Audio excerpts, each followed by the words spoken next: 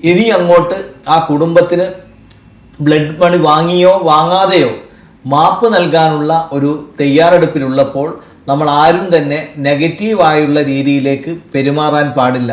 ഒരുപക്ഷെ ഇതിൻ്റെ ന്യായവും അന്യായവുമൊക്കെ നമ്മൾ പരിശോധിക്കുമ്പോൾ എല്ലാ ആളുകൾക്കും ഇതിനോ സപ്പോർട്ട് ചെയ്യാൻ സാധിക്കില്ല.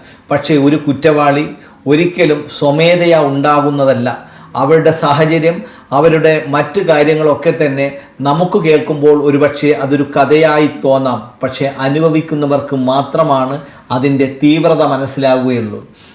ഓരോ ആളുകളും ഓരോ വ്യക്തികളും ജീവിത അനുഭവങ്ങളിലൂടെ പോകുമ്പോൾ അവരുടെ സാഹചര്യം എന്താണെന്ന് പുറത്തുനിന്ന് നോക്കുന്നവർക്ക് മനസ്സിലാകില്ല. അതുകൊണ്ട് തന്നെ ഒരു പക്ഷേ ഏതെങ്കിലും രീതിയിൽ അവർ ചെയ്തതിൽ പശ്ചാത്തപിച്ച് മടങ്ങുന്നൊരവസ്ഥയോ അതല്ലെങ്കിൽ നാം അറിയാത്ത വല്ല കഥകൾ അവർക്കിടയിൽ ഉണ്ടോ എന്ന് അറിയാതെ എങ്ങനെയെങ്കിലും അവരെ തൂക്കിലേറ്റണമെന്ന് ആഗ്രഹിക്കുന്നത് മനുഷ്യ സഹജമായ മനുഷ്യ ജീവിയായ ഏതെങ്കിലും തരത്തിൽ ഈ ഒരു സാംസ്കാരികമായി ഉയർന്ന രീതിയിൽ ചിന്തിക്കുന്ന മലയാള സമൂഹത്തിന് യോജിച്ചതല്ല എന്നുള്ള കാര്യമാണ് എനിക്കിവിടെ പറയാനുള്ളത്.